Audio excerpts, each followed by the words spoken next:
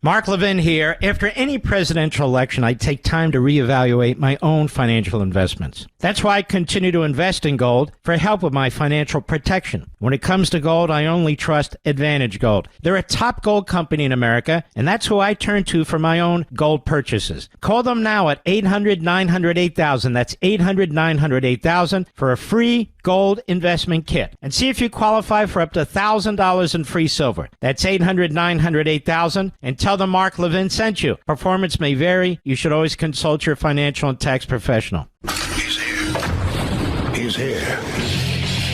Now, broadcasting from the underground command post, deep in the bowels of a hidden bunker, somewhere under the brick and steel of a nondescript building, we've once again made contact with our leader, Mark Levin. My name's Larry O'Connor, and I'm sitting in for the great one, Mark Levin, on this third day of January, the first Friday of our brand new year, 2025. And I'm looking forward to spending the next 3 hours with you. 877-381-3811 if you want to join the conversation and, well, talk to me because, well, I'm here. And I'm happy to be here, as always, filling in for Mark Levin. And it was a historic day, the first day of the 119th Congress of the United States of America. Wait, is it 119th or 219th? I can never get that straight. Hold on.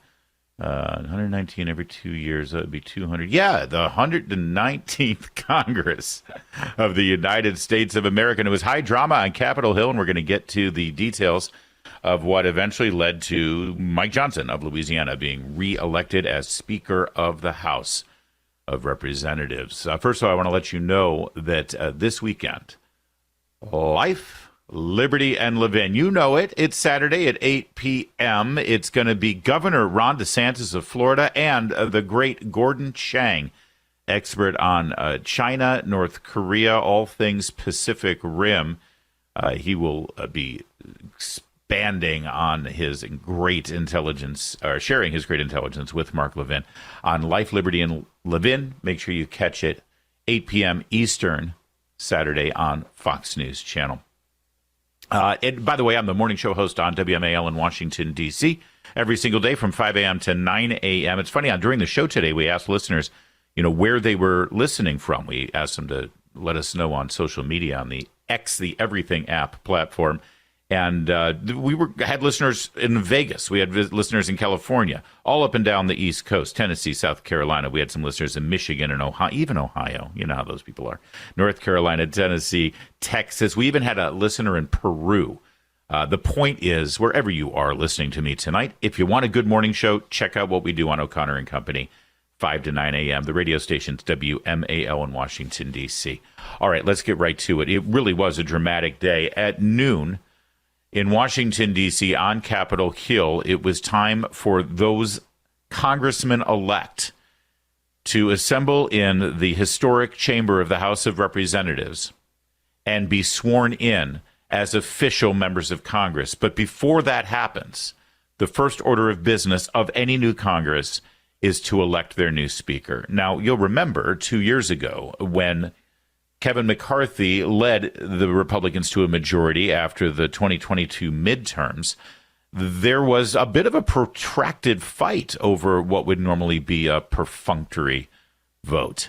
Kevin McCarthy assumed that he would ascend to the speakership from being minority leader under the iron fist of Nancy Pelosi, the Speaker of the House when the Democrats had the majority. He had done everything he thought he needed to do to get the speakership, recruited new congressmen to fill seats and win competitive seats against Democrats, swing the House over to a majority for the Republicans, which they hadn't had in several years. But something happened on the way to the podium. There was a handful of Republicans 2 years ago that said, not so fast, Congressman McCarthy, not so fast. If you want the gavel, you're going to have to give us some concessions with the way we do business here in the House. We want to go back to regular order. We don't want any more of these omnibus bills. We don't want any more of these continuing resolutions. We don't want to keep increasing the debt ceiling. Also, we want these decisions to be made in committee with transparency and debates and discussion so that the American people can see, so we can see. We're tired of being elected to the House of Representatives, and then when it comes time to pass a budget, you and Chuck Schumer and a handful of other people all go into a room.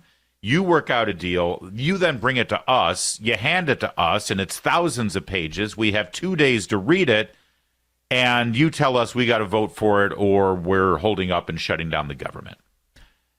We don't want that anymore. We don't want that to be standard operating procedure. Back in 2010, when John Boehner and the Tea Party movement knocked Nancy Pelosi off that time, that's what was promised. No more of these omnibus bills, no more of these giant budgets, no more of the behind closed doors, no more of the secret deals, no more arm twisting and forcing us to vote for something we don't like and telling us that we're not good and loyal Republicans if we don't do it. Enough. We have procedures in this chamber. We have committees. We can appropriate the way we're supposed to appropriate instead of these giant monsters that keep getting crammed down our throats. Boehner went back on his promise. Then comes Paul Ryan. Paul Ryan went back on his promise. Before you get the gavel, Mr. McCarthy, we need to go back to regular order. Well, I think you all know what happened. Within a year, Matt Gaetz called to vacate the chair in the middle of the session of this last Congress, the 118th one. It was very controversial. It's never done. In fact, one of the concessions that Kevin McCarthy had to agree to was that just one member of the Republican majority could call the question on the chair and call for a vote. And if he didn't win that vote, he would lose the gavel. Shockingly, Speaker McCarthy expected Nancy Pelosi and the Democrats to help him out. He claims that he had a verbal agreement with the Democrats that should the Republicans do that, they'd have his back. And I don't know. I remember that's what he said in the press conference after he lost the gavel. If that's the case and he was counting on Nancy Pelosi and Hakeem Jeffries to help save him, well, then I guess he learned a lesson. A very sad, sorry lesson. But that protracted fight that we went through 2 years ago is very different than where we were today. Because that fight 2 years ago for Kevin McCarthy to get the gavel, that was after a midterm. There was no pending business before the House of Representatives that was urgent and necessary. The urgent and necessary business this House has to face is within 72 hours they approve and accept the vote of the Electoral College for the next president of the United States. That's Donald Trump. And we can't waste time over the next couple of days fighting and wrangling and arm twisting and wringing our hands and navel gazing and trying to figure out who's going to be the speaker. We talked about this earlier in the week, and it's just logical. Donald Trump chimed in on Tuesday and said, I support Speaker Johnson. He did it again this morning before the vote. He said, Republicans, come in line, vote for Speaker Johnson. We don't have time to waste on this. He'll be good. We got to get going with my presidency and with my agenda. So as they assembled on Capitol Hill today, Speaker Johnson was on his way to his office right before the vote. Manu Raju of CNN tracked him down and asked him what it was looking like. Ballot, Mr. Speaker. It says nothing. It's part of the process, but I expect it will get it done. Well, what has Trump done to help you here in this effort? Well, you've seen his public statements, and privately, I think he's talked with members. How many members has he spoken to at this point, do you think? I don't know. And we hope so. We hope so. Would you grind through? If you lose on the first ballot, you'll keep going through? Yes. Would you be willing to go as long as McCarthy if you get there? We have to get this job done and unify the Congress, and I'm here for the long haul. All right, so the question there at the end there, if you missed it, was, are you going to keep pushing for a vote if you don't get it on the first ballot? And will you go as long as Kevin McCarthy? His answer was very succinct. We have to get this job done and unify the Congress. Let me just cut to the chase if you haven't already heard the news. He did win the vote today. He did win it eventually on the first ballot, although that got pretty dramatic too, and we'll lay it out for you. But he did win it on the first ballot, which most people guessed would not happen. Most predictions said that it would take 2, 3, 4, or 5 ballots before he finally convinced enough Republicans to go his way. But he did, in fact, get it on the first ballot. It was a victory for Speaker Johnson, no doubt. It was also a huge victory for President Donald Trump. And in a few moments, I'll tell you some of the things we're learning behind the scenes about how President Trump intervened single-handedly to get those last couple of votes over for Speaker Johnson. It's also a really good day for President Trump's agenda, so that he's got this behind him and he can now start putting his ducks in a row as he hits the ground running on Inauguration Day. This is all good. And I know a lot of you are angry over the continuing resolution, 1,500-page negotiated deal that Speaker Johnson apparently agreed to with Chuck Schumer and Hakeem Jeffries and tried to introduce on the floor of the House a couple of weeks ago. I get it. And I know, by the way, as I just laid out the history, that you've been burned before. I know.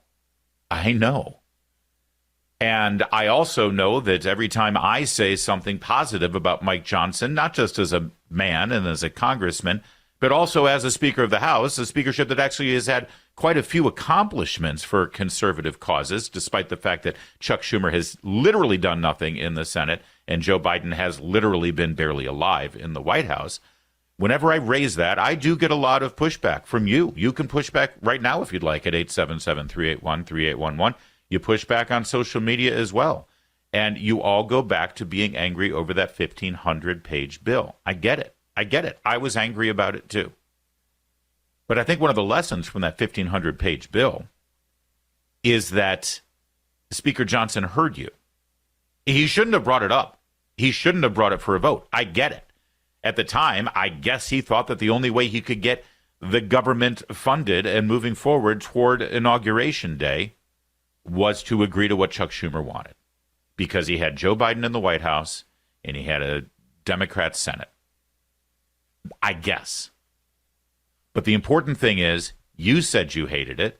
Trump said he hated it. Vance said he hated it. Social media said they hated it. And Mike Johnson went back to the drawing board. He listened. He didn't dig his heels in. He didn't go to all of the members and say, I don't care what Trump says. I don't care what social media says. I don't care what Elon Musk says. You vote for this or else. See, that's how it was done in the old days. That's not what Mike Johnson did. That's how Nancy Pelosi would have handled it. That's not what Mike Johnson did. He heard you. He went back to the drawing board. He came up with a couple of different solutions. Finally, he got one.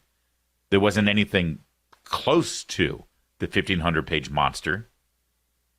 It got passed, and we're moving forward. That's kind of what happened today, too, with the speaker vote.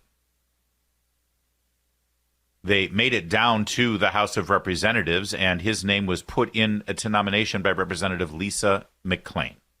By the vote of that conference to present for election to the office of the Speaker of the House of Representatives for the 119th Congress, the name of the Honorable Mike Johnson, a representative from the state of Louisiana.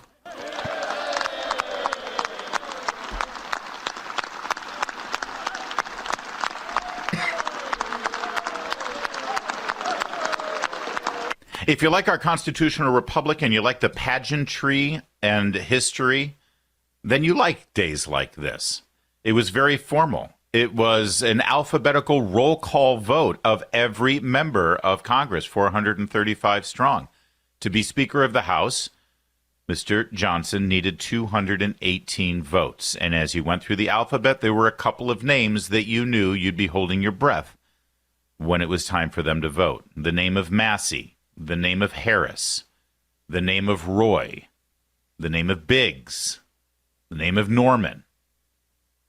They didn't disappoint. It was dramatic when their names were called. And in a moment, you're going to hear exactly what happened and how for a moment there it looked like Speaker Johnson would lose on the first ballot. And then you'll hear what Donald Trump did. You'll hear it all in just a moment. My name's Larry O'Connor. It's the Mark Levin Show. Mark Levin.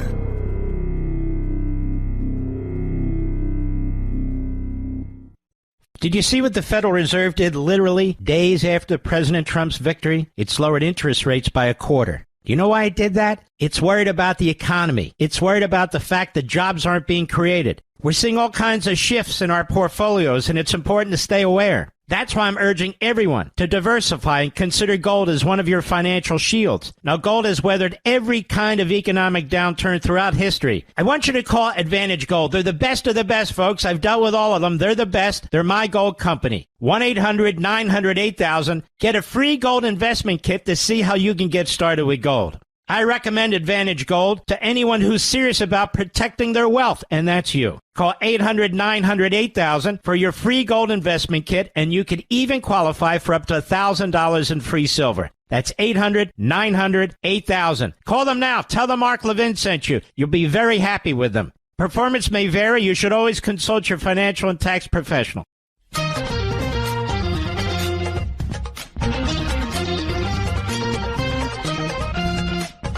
Larry O'Connor in for Mark Levin. As I said, a dramatic day on Capitol Hill in Washington, D.C. today. For those of us who sort of love watching American politics and the pageantry of it, it was great. And it was a great day for Donald Trump. I mean, he really was the winner here, and you're going to hear more about what he did to secure that victory. But as I said, they start calling the roll call one by one, 435 strong, in alphabetical order, asking who you're voting for, Johnson or Jeffries. Hakeem Jeffries, the minority leader for the Democrats. Johnson, Jeffries. One of them needs to get to 218. That's what you need. And based on the number of Republicans that were elected this last November, it means that only two could stray. They got to the B's. Representative Andy Biggs of Arizona. Biggs of Arizona.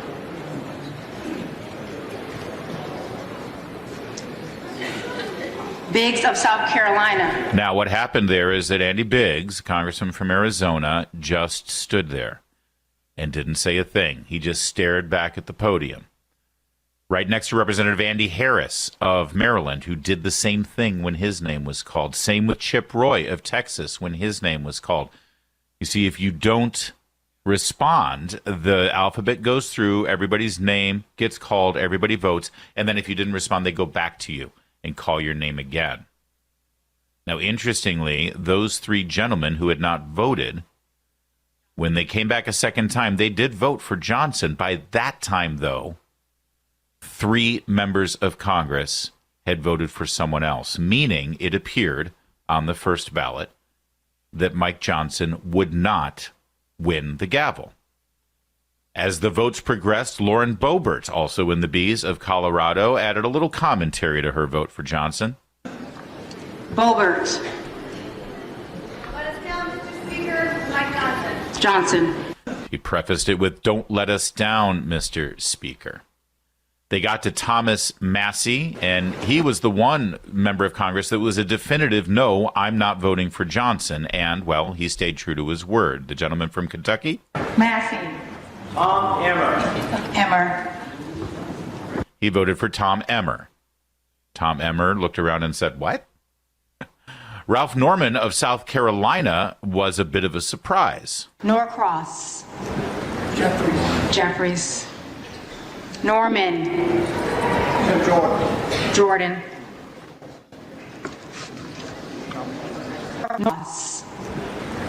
He voted for Jim Jordan of Ohio. Jim Jordan, who said that he doesn't want to be considered in the running for Speaker. It was at that moment when there was a loud murmur in the House gallery because people started to realize this wasn't going to happen for Johnson.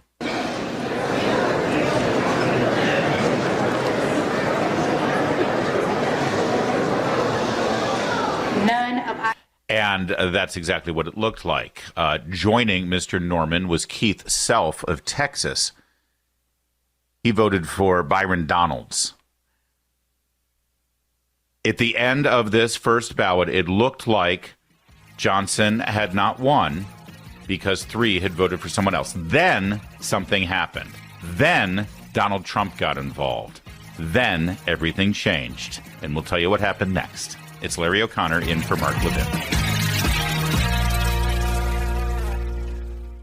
The markets are volatile. They're shooting up wildly only to drop without warning. The Fed just cut rates yet again, this time by a quarter point. Why? Because the Federal Reserve is not confident the economy is strong. In fact, last month only 12,000 jobs were created, all of them in the government. That's why I'm telling you again, diversification is crucially important. And diversification with gold is what I do. And the company I use, and I've used many, the best one is Advantage Gold. Call them now at 800-900-8000 for a free gold investment kit to see how gold can help you diversify your investments and take advantage now. Now, gold has been helping to protect and grow wealth for people for thousands of years. And in these times, it could be more crucial than ever. When it comes to gold, I trust Advantage Gold. They're one of the top gold companies in America. They're who I turn to when I purchase gold. Call them now, 800-900-8000. Call 800-900-8000 now for a free gold investment kit to see how gold can help you with your investment portfolio, a.k.a. your bank accounts, your paycheck. And when you do, you could qualify for $1,000 in free silver. That's 800-900-8000. Folks, don't wait. Call them now, 800-900-8000, and tell them Mark Levin sent you. Performance may vary. You should always consult your financial and tax professional. The Mark Levin Show, live and national at 877-381-3811. Larry O'Connor in for Mark Levin. You can catch Mark Levin Saturday, 8 p.m. Eastern on Life, Liberty, and Levin. Governor Ron DeSantis and the great Gordon Chang will be joining Mark on Life, Liberty, and Levin. Make sure you see it. I know you will. You don't miss it, but I'd just like to remind you on the Fox News channel. I'm taking some time to tell the story about what happened today. First of all, because it defied conventional wisdom, and I love it when that happens. You see, I do talk radio. I'm conservative, and I'm in Washington, D.C. It means, by definition, I'm not part of the mainstream media in this town. I'm not allowed to be. I'm not part of the conventional wisdom. I'm not one of the experts. There's really, really smart experts who always tell you what's going to happen. And they're the ones who show up on ABC News and NBC News, Meet the Press, Face the Nation. A lot of them call themselves Republicans when they show up on CNN and Jake Tapper and all these other places. You know the ones I'm talking about. And they give you really smart, brilliant, conventional wisdom, analysis, and insight about what's going to happen. You know, things like Hillary Clinton's going to win the election, right? Or maybe Donald Trump will never be elected again after January 6th. How about that one? Or, you know the kind of conventional wisdom. The American people will never elect a man who's been convicted of 37 felonies or whatever it is. Joe Biden's perfectly fit and sharp as a tack. You know, those Republicans who told you that, who gave you the conventional wisdom. Well, whenever conventional wisdom is wrong, it's a good day in America. It's a good day for the American media and, most importantly, a good thing for the American citizen because it humbles all of those professionals in the media. You think it happens enough times, they'll actually change their outlook on things, change their perspective, or maybe even better, the corporate presidents and CEOs of those corporations that own those networks will fire these people who keep getting it wrong because conventional wisdom is wrong. And maybe they'll actually hire some of the people who get it right. If you watched any of those shows over the course of the last couple of days, and even today, as they all devoted their coverage to the vote for Speaker of the House, I would be shocked if 5% of them predicted that Mike Johnson would win on the first ballot. And for a few moments, it looked like they were right, and that Mike Johnson would have to go to a second ballot. In fact, I've seen some articles written. I've seen some headlines out there that say Johnson loses on first ballot. I love it when that happens, when they publish what happened when it didn't actually happen. Now, I last told you that several members of Congress did not vote when their name came in around the first time, and then eventually, when it looked like Johnson didn't have enough votes, they voted for Johnson. And the final tally, when they went through the alphabet, certainly did make it appear that Johnson was going to lose. Johnson had 216. Hakeem Jeffries had 215. And then there were 3 other votes for 3 other people who weren't even running for Speaker. As I mentioned, Congressman Massey voted for Tom Emmer, Congressman Norman voted for Jim Jordan, and Congressman Self voted for Byron Donalds. But then something extraordinary happened. First, Speaker Johnson was wise. He did not close out the vote. He did not call for this to be gavelled down. They kept the vote open. They kept the process open while conversations were had. And I remember watching Congressman Nancy Mace of South Carolina talking to Speaker Johnson. She had her phone in her hand. She was talking to someone on the phone, and then she hurriedly started walking up the aisle after speaking with Speaker Johnson. About 15 minutes later, maybe less, Congressman Self of Texas, the person who had voted for Byron Donalds, and Congressman Norman of South Carolina, the person who had voted for Jim Jordan, walked down to the front of the chamber, down in the well, and spoke up to the podium for the clerk. They wanted to change their vote. It sounded like this. Mr. Norman Johnson.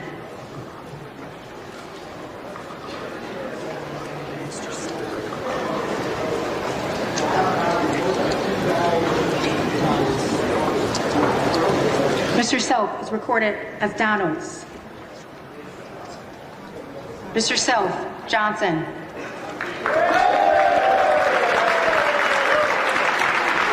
And, Mr. Norman. and with that, the vote was complete. Mike Johnson had secured 218 votes. Hakeem Jeffries sat at 215 votes, and one man, Mr. Thomas Massey, cast his vote for Tom Emmer. And that was it. Mike Johnson was now Speaker of the House on the first ballot, with that extraordinary moment with Norman and Self changing their votes. So what happened? What exactly happened?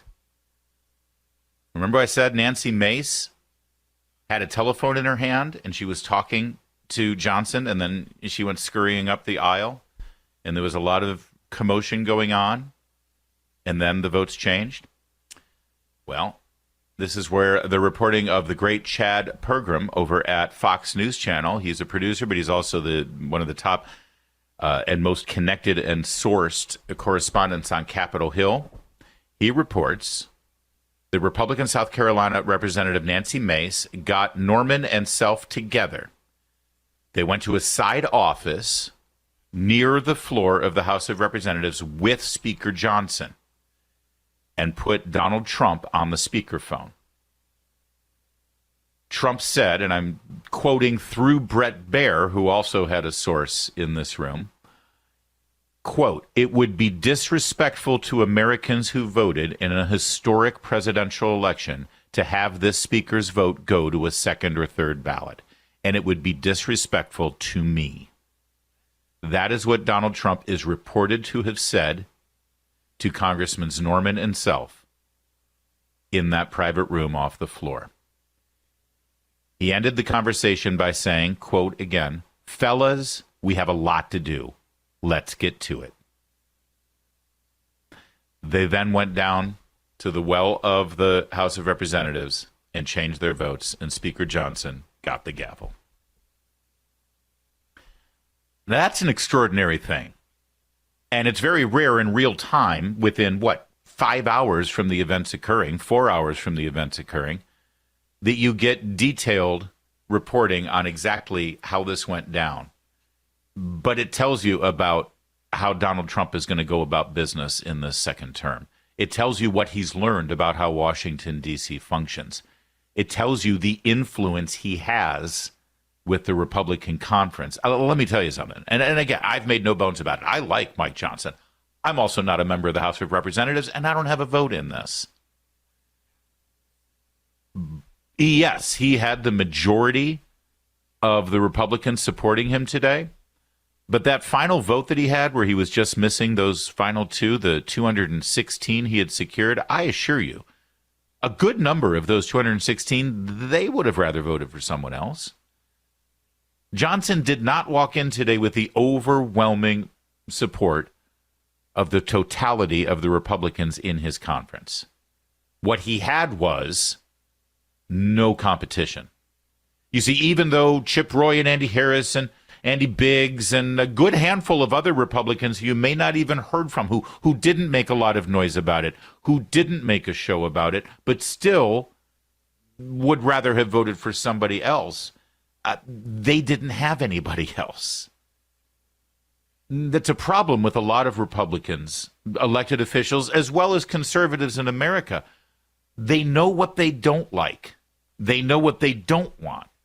But the hard thing is getting people to coalesce around something that they do want, around something they do like. You can't run a government just by being opposed to things or people. You actually have to be for someone and for something. And I'm very sympathetic. A lot of the congressmen's names I just mentioned are people that I have great admiration and respect for. And I tend to agree with a lot of the positions they take. Many of the fundamental principles that they're trying to uphold and manifest in this vote against Mike Johnson today, I don't disagree with. The only problem is you weren't voting for a value or a principle today.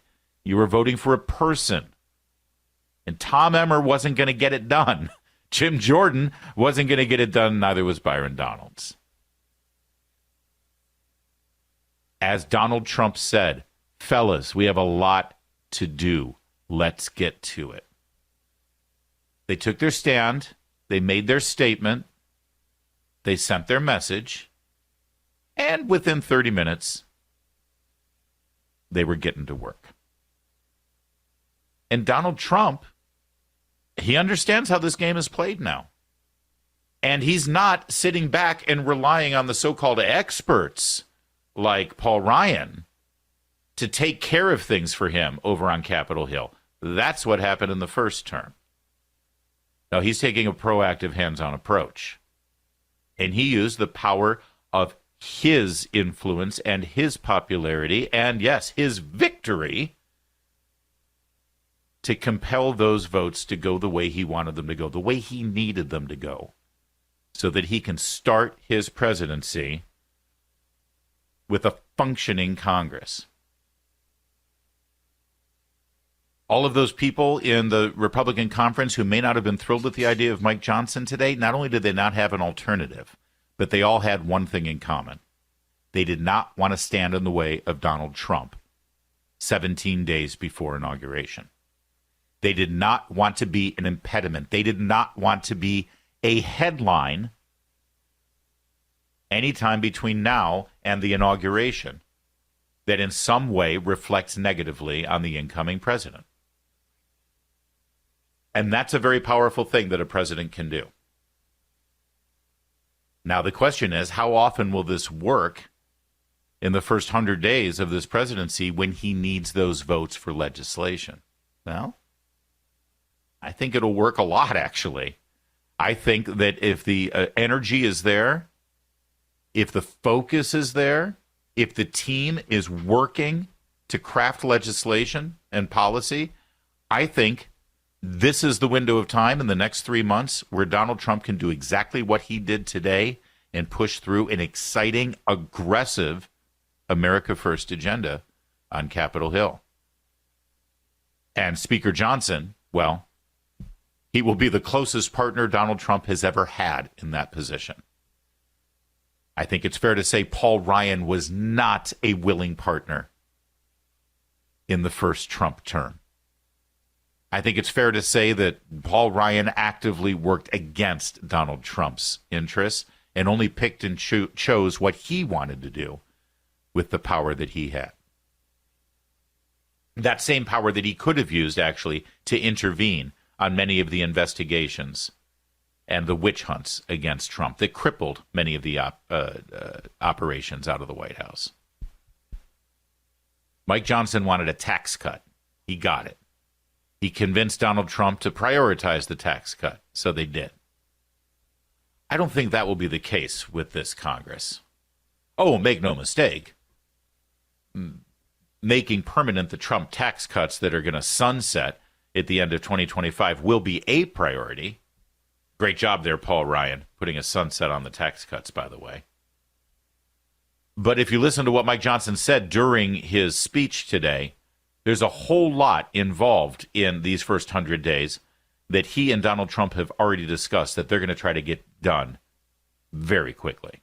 And as heirs to the American Revolution and the descendants of patriots who defied tyranny, in the coming months, we are going to pass legislation to roll back the totalitarian fourth branch of government known as the administrative state. We're going to drastically cut back the size and scope of government. We're going to return the power back to the people. And in coordination with President Trump and his administration, we are going to create a leaner, faster, and more efficient federal workforce. We need to do that. Our people do not deserve to be ruled by millions of bureaucrats they've never voted for, never met, and can never hold accountable. They deserve a government that is led by those they've elected to lead. That is how Article 1 is supposed to work. That was the idea of the Congress, and we will return to that principle. The American people have called on us to reject business as usual and throw out the status quo. We must and we will heed their call. Now, I know, you've been promised things before, but I don't ever remember a Republican speaker upon the occasion of his first speech being that explicit about cutting the administrative state, cutting the bloated bureaucracy, cutting the federal government workforce. Ever. I've never heard them say that. Oh, they say it on TV. They say it in a speech when they want your vote, but never in that setting. And the momentum with Trump saying the same thing, and then Elon Musk, Vivek Ramaswamy, Russ Vought is the director of OMB, the Doge committees. This thing has momentum. I'll be watching them too, just like you. But right now, for the first time in a while, I'm optimistic. I have hope, especially the way Donald Trump made this happen today. My name's Larry O'Connor. I'm in for Mark Levin. Mark Levin.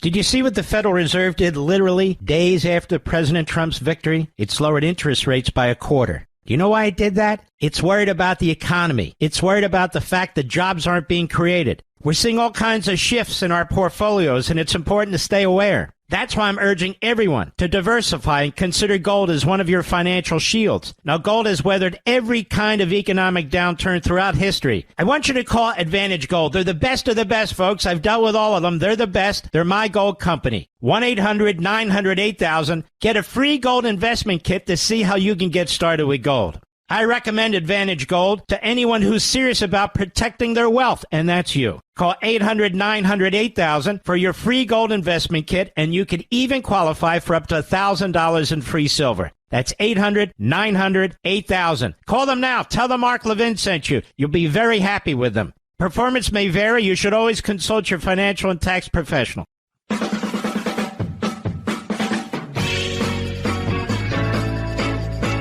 This is Larry O'Connor in for Mark Levin. We're spending a little time here telling the story about how Johnson won today. Mike Johnson won on the first ballot to be Speaker of the House for the 219th Congress.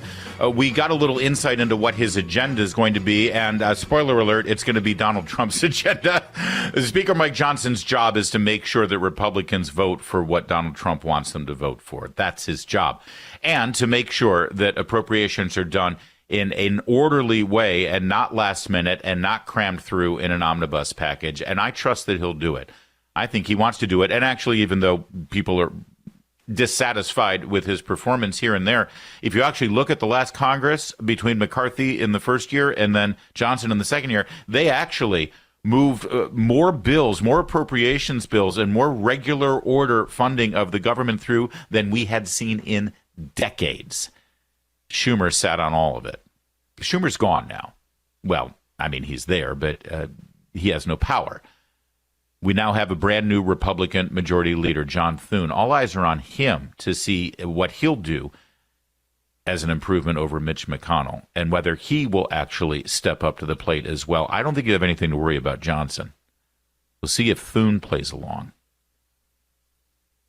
And that's the hope I have for the Republicans right now. Donald Trump has never been more powerful or more popular, and he's going to use that power and popularity to move things along. Coming up in a moment, we'll focus on the Democrats who are going to stand in his way, specifically Hakeem Jeffries today, who is an utter, complete, and total laughable embarrassment.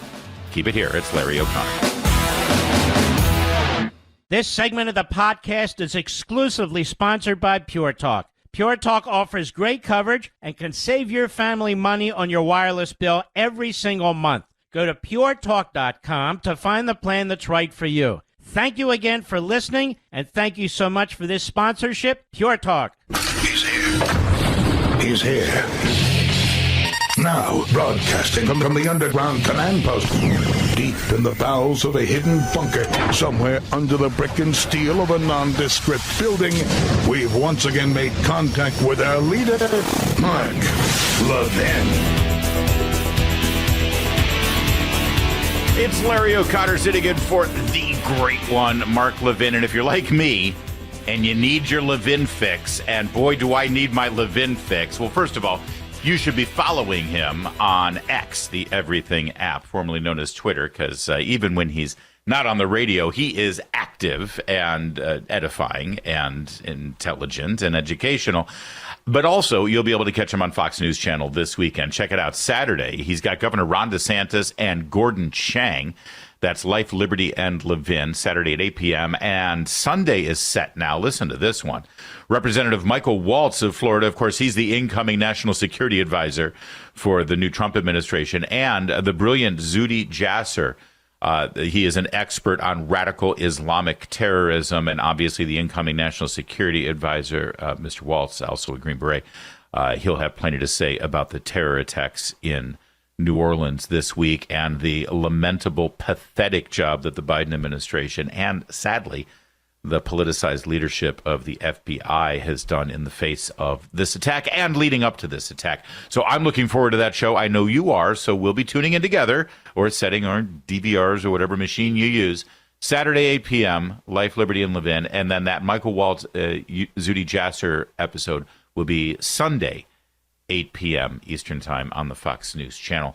Thanks for tuning in here. I'm Larry O'Connor. I do talk radio for the morning show on WMAL in Washington, D.C., and that's why, well, we talk about Washington, D.C. politics a lot. See, here in Washington, that's a local story. You know, hey, your local radio station probably has their own morning show, and they talk about local stories in Des Moines or in San Francisco or in Los Angeles or wherever you're listening right now. I don't know why I picked Des Moines and tagged them with San Francisco and Los Angeles. I'm sorry, Des Moines. I didn't mean to do that to you. But how about Kansas City? How about Salem, Missouri? How about Oklahoma City? Wherever you are, they cover the local stories about what's happening there in that town. Well, happening here in this town is Capitol Hill and the fight over the speaker's gavel and things that would normally be national news. So we get plugged in on this stuff. And, of course, doing talk radio, well, we're right of center, and we have our perspective, and we let everybody know what our perspective is. But then we also have to deliver the facts to back up our perspectives, unlike Anderson Cooper and George Stephanopoulos, who just deliver their opinions and pretend that they're fact. Well, today was a historic day, of course, as I said, because Mike Johnson was elected the speaker on the first ballot, and he'll now be able to quite possibly do a full term, 2 years as Speaker of the House of Representatives. And working with the Republican-led Senate and Donald Trump in the White House, we'll be able to see how effective he can be despite his very small majority that he's got in the House right now. It was also historic on the other side of the aisle, as Hakeem Jeffries, the leader of the Democrats, made history. He went down to defeat for the 20th time for a vote for Speaker of the House. Now, you may be wondering, wait a second, how is that possible? He's only been the minority leader for, 2 years. He replaced Nancy Pelosi after the last midterm, right? Well, you got to remember, every single time Kevin McCarthy had a vote to try to get the gavel 2 years ago, Hakeem Jeffries was also on the ballot. Technically speaking, every time Kevin McCarthy got close to the majority, that 218 that he needed, but didn't quite get it, well, Hakeem Jeffries, he also lost. He lost even worse. So when all is said and done over the multiple votes that McCarthy had and then the multiple votes before everyone sort of landed on Mike Johnson about a year ago, Hakeem Jeffries, good little soldier, plucky little dude, hope springs eternal Hakeem. He kept putting his name up there, and, well, for the 20th time now, he has gone down to defeat. 20 times in just the span of 2 years. That's pathetic. But if you listen to his speech today, you may have been a little confused. I want you to listen to this passage here as he talked about, I guess, what the Democrats' priorities are going to be in the House, although I have to say they sound eerily similar to the Republican priorities. In fact, if you really listen to what Hakeem Jeffries, the leader of the Democrats, had to say here in his speech in the House chamber before handing the gavel over to Mike Johnson, if you really listen to what you're about to hear now, you could close your eyes and think that maybe he was about to introduce Donald Trump at a MAGA rally right before the election. Listen. For far too long in this country, the cost of living has gone up, but the size of the middle class has come down. Housing costs are too high. Grocery costs are too high. Child care costs are too high. Insurance costs are too high. Utility costs are too high. America is too expensive. There are far too many people in this great country who for decades have been struggling to live paycheck to paycheck. That is not acceptable in the wealthiest country in the history of the world. I got to say, I agree. Thank you. You're right. You just supported a candidate, Kamala Harris, who claimed that everything was sunny and rosy and wonderful, and she wouldn't do anything different than Joe Biden did. They even did not. In fact, Hakeem Jeffries himself, I'm looking at his Twitter feed, August of this year, Hakeem Jeffries put out on social media, wages are up and inflation is down, and we're building an economy that works for everyday Americans. So which one was lying? Hakeem Jeffries in August when he was saying happy days are here again as he was trying to boost up Kamala Harris during brat summer? Or Hakeem Jeffries today who apparently has read the room and maybe even read his grocery bill? Of course, the answer is both of them are lying. He doesn't actually care about inflation. He cares about making sure the government can continue spending money, which, of course, is what got us inflation in the first place. Because when you spend money you don't have, you end up printing money. And the more money you print, you devalue every dollar that's already out there. That's just basic economics. And that's exactly what Joe Biden did. They passed that $1.9 trillion so-called American Rescue Plan when America didn't need rescuing. America just needed to be allowed to open up their businesses again and open up their schools again and take the masks off and go on vacation and travel. Americans didn't need a rescue plan. Americans needed to be able to drill for their own oil and their own natural gas that God graced them with in this nation.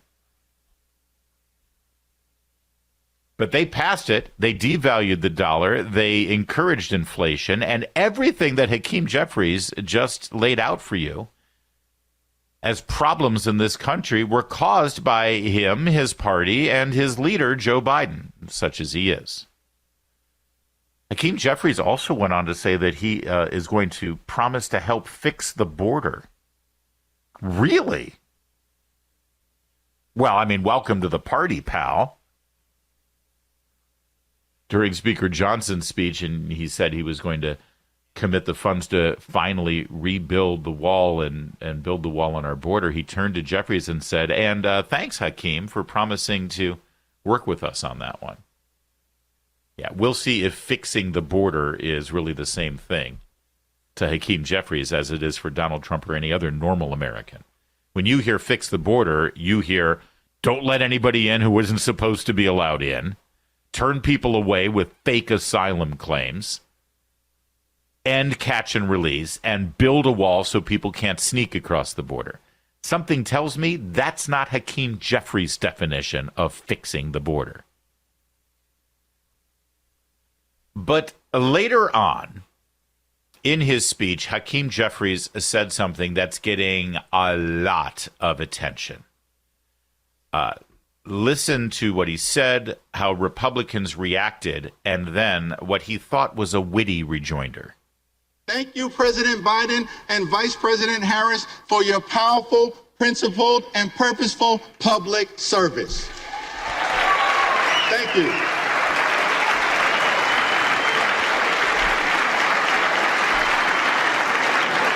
Two months ago, the American people elected Donald Trump as the 47th President of the United States of America.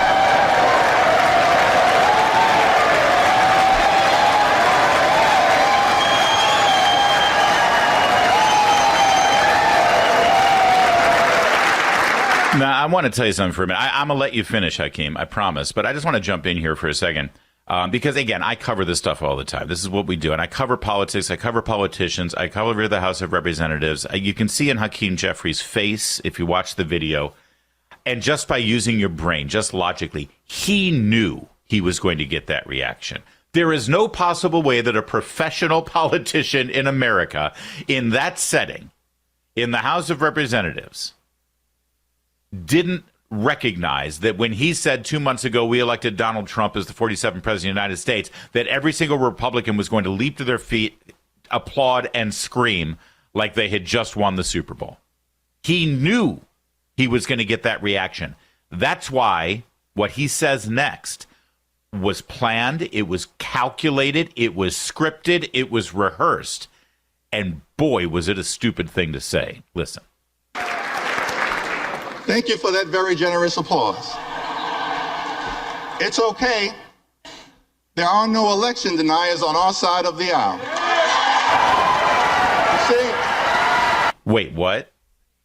I promise you, this was a setup. He knew they were going to applaud, and he wanted that moment where he can say, oh, good, yeah, hey, that's fine, you can be happy, because there's no election deniers on this side of the aisle.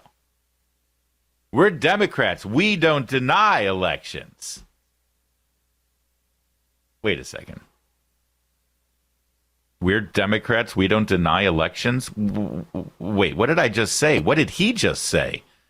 What is anybody saying here? This is... Hold on. I'm sure I have a memory at one point or another, sometime in recent history, where... Oh, what was her name again? What was... You can even become the nominee, and you can have the election stolen from you. That's right. That was her name. It was Hillary Clinton. And, of course, I'm sure you've seen this video put together by the Republican Party. 24 solid minutes of Democrats denying the election results of 2016. Because I think he's an illegitimate president that didn't really win. So how do you fight against that in 2020? You are absolutely right. He's an illegitimate president in my mind. Would you be my vice presidential candidate? Folks, look, I absolutely agree. Trump didn't actually win the election in 2016. He lost the election, and he was put into office because the Russians interfered. By the way, that was the late Jimmy Carter there that you heard saying Trump didn't actually win the election. He lost the election, but he was put in office by Vladimir Putin. You know, we already talked about this whole Jimmy Carter thing on Tuesday on this program, but just another reminder when everyone says, oh, he was such a wonderful ex-president. That's what kind of ex-president he was.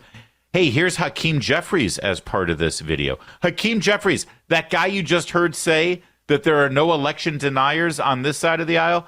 What'd you say back then, Hakeem? Russia interfered with our election, attacked our democracy for the sole purpose of artificially placing someone at 1600 Pennsylvania Avenue. They were successful. I'm sorry. There are no election deniers on this side of the aisle, Hakeem?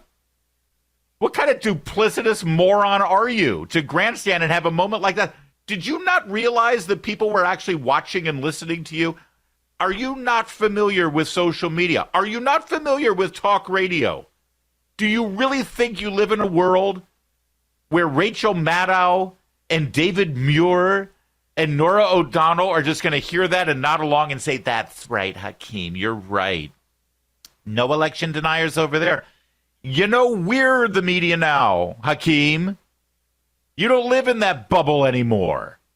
Trump knows he's an illegitimate president. The president or elect, although legally elected, is not legitimate. I don't see this president-elect as a legitimate president. You said you believe that Russia's interference altered the outcome of the election. I do. We have a president who, if in fact it is proven, has been assisted by the Russians and may in fact not be a legitimate president. There's 24 minutes of this. The Republican Party who put this together, whoever's in the social media genius who did it, is fantastic. We'll go to this video forever now as they continue to make these claims. There are no elections. That wasn't even the most outrageous thing Hakeem Jeffries said today. You'll hear it next, where he promised nothing but flatulence from Democrats. And this one is fact-checked true.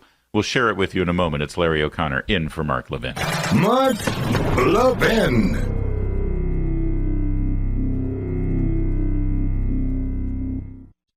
You voted big government out and efficient government in. Well, now it's time to trim the fat from big wireless. If you're still on the other big name providers, I have one question. Why? Pure Talk, my cell phone company, gives you the exact same service on the exact same towers with better customer service because they're based right here in the United States, all for half the cost. That's right. There's simply no need to spend $85 or $100 per person on your wireless bill, not when you can get unlimited talk, text, and 15 gigs of data with mobile hotspot, just $35 a month. My friends, the average family of four could save about $1,000 a year with Pure Talk while enjoying one of America's most dependable 5G networks. So cut the fat out of your wireless bill. Switch to Pure Talk by going to puretalk.com/Levin. Again, puretalk.com/LEVIN, and you'll save an additional 50% off your first month with Pure Talk, America's wireless company.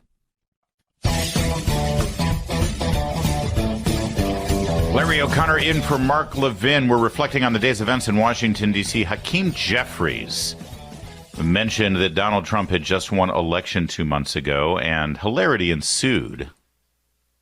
Thank you for that very generous applause. It's okay. There are no election deniers on our side of the aisle. You see?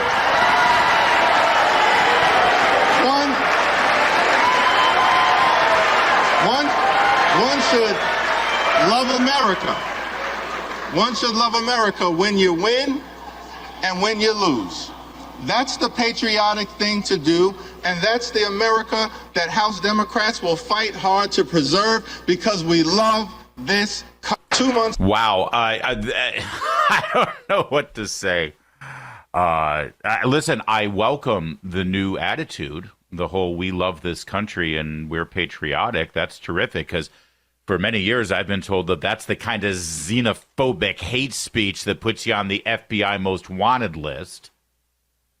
Did he say patriotic? If you start an organization in America that has the word patriot in it, you'll get audited by the IRS thanks to Barack Obama, and you'll get investigated by the FBI thanks to Christopher Wray and Joe Biden. But now Democrats want to be patriotic. Now Democrats say that they're not election deniers. You know, I'm angry that they undermined President Trump, called him illegitimate, investigated him, and claimed that he was put in place by Putin. I'm angry about that. I'm terrified that they're in such denial that they think they never did it. There's more on Hakeem Jeffries in a moment. I'm Larry O'Connor in for Mark Levin. You voted big government out and efficient government in. Well, now it's time to trim the fat from big wireless. If you're still on the other big name providers, I have one question. Why? Pure Talk, my cell phone company, gives you the exact same service on the exact same towers with better customer service because they're based right here in the United States, all for half the cost. That's right. There's simply no need to spend $85 or $100 per person on your wireless bill, not when you could get unlimited talk, text, and 15 gigs of data with mobile hotspot, just $35 a month. My friends, the average family of four could save about $1,000 a year with Pure Talk while enjoying one of America's most dependable 5G networks. So cut the fat out of your wireless bill. Switch to Pure Talk by going to puretalk.com/Levin. Again, puretalk.com/Levin, and you'll save an additional 50% off your first month with Pure Talk, America's wireless company. Mark Levin, America's Paul Revere. Call him now at 877-381-3811. It's Larry O'Connor in for Mark Levin on this Friday, third day of January. This weekend, you can catch Mark on Life, Liberty, and Levin. Saturday, 8 p.m. Eastern on Fox has got Governor Ron DeSantis and Gordon Chang, one of the foremost experts on China, North Korea, and the threat of communism on the Pacific Rim. Then on Sunday, check this one out, Representative Michael Waltz of Florida. He's the incoming National Security Advisor for Donald Trump, and Zuhdi Jasser on Life, Liberty, and Levin, Sunday, 8 p.m. No doubt that will focus on radical Islamic terrorism and how the Biden administration has dropped the ball, looked the other way. My God, a quick tangential thing. We'll get back to the Democrats in the House today and how pathetic and stupid and hilarious they were. But regardless of the incredible upgrade sitting in the Oval Office behind the resolute desk, when you go from the decrepit husk of a human being that's still shuffling around and pretending he's President of the United States, Joe Biden, who, by the way, setting aside his obvious physical, mental, and cognitive decline, even when he was a functioning person, he was wrong on everything, and a mean-spirited jerk who divided our nation along racial lines, political lines, you name it. If there was a political advantage to him dividing us, he did it, and he's done it his entire political career.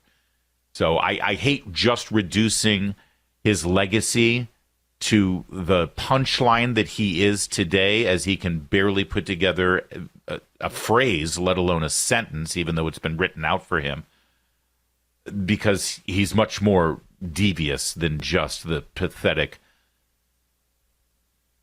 horrible excuse for a president that he is today. That said, yes, we've got an upgrade going to Trump from Biden, but good Lord, if we just look at the national security team, going from Jake Sullivan as National Security Advisor to Mike Waltz, going from Antony Blinken to Marco Rubio. Marco Rubio wasn't even my first choice for Secretary of State. I was a Rick Grinnell man, still am a Rick Grinnell man. But Rubio's greatest moment, I think, this year was when he was confronted in the Senate by Code Pink anti-Israel, anti-Semitic activists, and he was challenged by someone on a cell phone saying, will you call for an immediate ceasefire? He looked at the camera and said, absolutely not. There will be no ceasefire until Gaza is completely, until Hamas is completely destroyed. They're to blame for every death. They're to blame for everything. You think women and children are being harmed right now? It's Hamas's fault. They can stop this right now. And that was a great moment for Marco Rubio, something you would never hear Antony Blinken say. Across the board, the national security apparatus and the diplomatic apparatus of the Trump administration will be such an upgrade from the disaster that we have had for the last 4 years. I just hope that they can right the ship as quickly as we need it righted. Meanwhile, in the House of Representatives, to go back to Hakeem Jeffries, who really is just a sad, sad excuse for a human being, with this line today. It's okay. There are no election deniers on our side of the aisle. Hakeem Jeffries has a history documented on social media in his name of saying things like, here's one, February of 2018, the more we learn about the 2016 election, the more illegitimate it becomes. America deserves to know whether we have a fake president in the Oval Office. I'm sorry, there are no election deniers over on that side. No election deniers. Hey, a little bit more from Hakeem Jeffries. To Donald Trump, keep pouting. History will never accept you as a legitimate president. That's November of 2020. Hakeem Jeffries, August of 2020. Let's be clear, Donald. The only person trying to steal the election is you and your buddies in the Kremlin. Wow. And he stood up there today and said there are no election deniers. And like I said a moment ago, I'm angry at what they did and what they continue to do. I'm terrified if they truly believe their own delusions, their own self-denial. The fact that they all stood up and cheered themselves on that line. That's right, we're not election deniers. With everything they did to undermine and attempt to delegitimize Trump's first term. All because they were so butthurt that their gal Hillary Clinton never went to Wisconsin. Honestly, that wasn't the most hypocritical and bizarre thing that Hakeem Jeffries said today. I want you to listen to this now. And again, I don't know what's happening here. I don't know if there's been a memo that's been put out. You know, the fact is like, yeah, hey, listen, we love our country whether we win or lose. Really, that's new.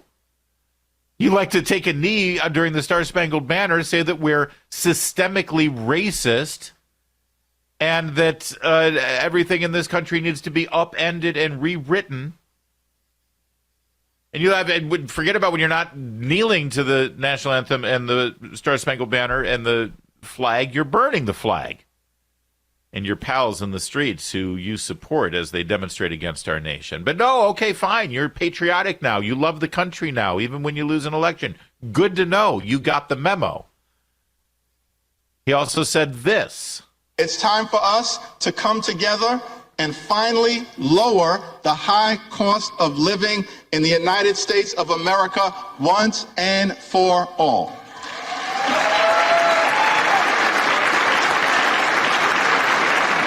And we will work with anyone of any party to get that done. We will work with anyone to secure our borders, and we will work with anyone to fix our broken immigration system. All right, so we got to unpack this a little. We got to lower the cost of living, and we'll work with anyone to get that done. Okay, well, first of all, everybody knows, and I do mean everybody, including the Democrats, know that the single thing that you can do immediately to lower the cost of living in this country is lower energy costs, lower gasoline costs at the pump, lower electric costs in your home, natural gas costs in your home.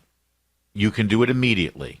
You reverse the ridiculous, outrageous, draconian, authoritarian Green New Deal BS that Joe Biden signed into law under the guise of the Inflation Reduction Act, where he even admitted just months ago that he should have never called it that.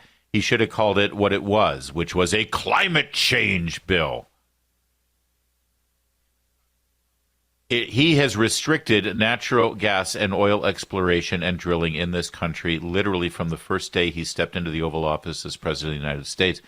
His very first executive order was to halt the Keystone Pipeline that moved oil from Canada to the Gulf of Mexico. Everything that Joe Biden has done during his presidency has increased energy costs, except for the one move he did, which was irresponsible and outrageous, when he released oil from the petroleum reserves, the emergency reserves that we hold in case of a war that's now been depleted, but he lowered it, he sold it off so that he could lower the price of gas right before the midterm elections. Everything else that he's done has increased the cost of energy in this country. You reverse it, and Donald Trump will reverse it on the first day he's in office, and immediately you'll see a lowering of the cost of living. So he says, Hakeem Jeffries says that he's willing to work with anyone to lower the cost of living. He also said he's willing to work with anyone to secure our borders. He said he's willing to work with anyone to fix immigration. He's willing to... This line, we're willing to work with anyone. Can we dissect it for a moment? We are willing to work with anyone to do these things that we now recognize the American people want us to do. See, up until they lost the election, they were pretending that the border was already secure. Remember? How many times did we hear that from Biden, from Kamala? You know, the borders are. Alejandro Mayorkas.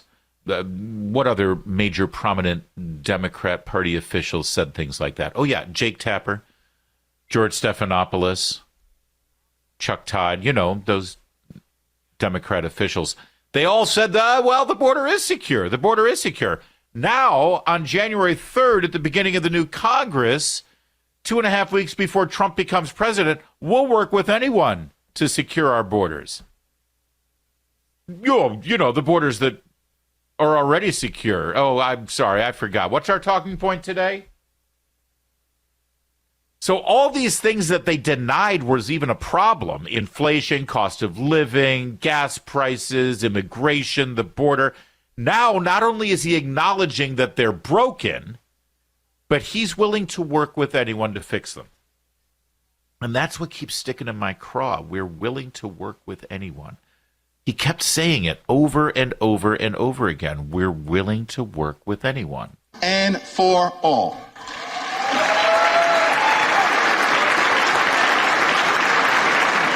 And we will work with anyone of any party to get that done. We will work with anyone to secure our borders, and we will work with anyone to fix our broken immigration system. Okay, so they're willing to work with anyone. Now, you know what he's saying here, right? He's trying to act magnanimous. He's trying to act bipartisan. He even said at the beginning of the speech, the election is over, and now it's time to govern. And the American people are expecting us to get things done for them and work together to get things done. We're willing to work with anyone. We're willing to work with anyone. Help me out here, guys. I'm having trouble. If Hakeem Jeffries, the leader of the Democrats in the House of Representatives, is going to get these things done and he's pledging to work with anyone, that means, yes, he's going to work with the new Speaker, Mike Johnson, and the Republican majority. He's going to work with John Thune and the Republican majority in the Senate. But you know how our government works. You know the Constitution. If you didn't learn it in a government-funded public school, well, you remember it from Schoolhouse Rock. Hakeem Jeffries can't work with just anyone. He's got to work with the President of the United States. He's got to work with Donald Trump if he wants to be a part of working together to get those things done, and I bet he does. In fact, I'm guessing that Democrats would like a lot of photo opportunities looking like they're working with Donald Trump to fix things, so when they run for election, they can say we were part of this too. In fact, we saw that toward the end of the 2024 election when you saw the Democrats in Michigan, Pennsylvania, and Wisconsin running for Senate, suddenly running television ads showing them with Donald Trump, showing them cooperating with Donald Trump, claiming that they were willing to work with Donald Trump. This is the message they've got, and this is what you heard from Hakeem Jeffries. So he's willing to work with Donald Trump, which is great, and it sounds wonderful, doesn't it? Except for this. Donald Trump is a fascist, remember?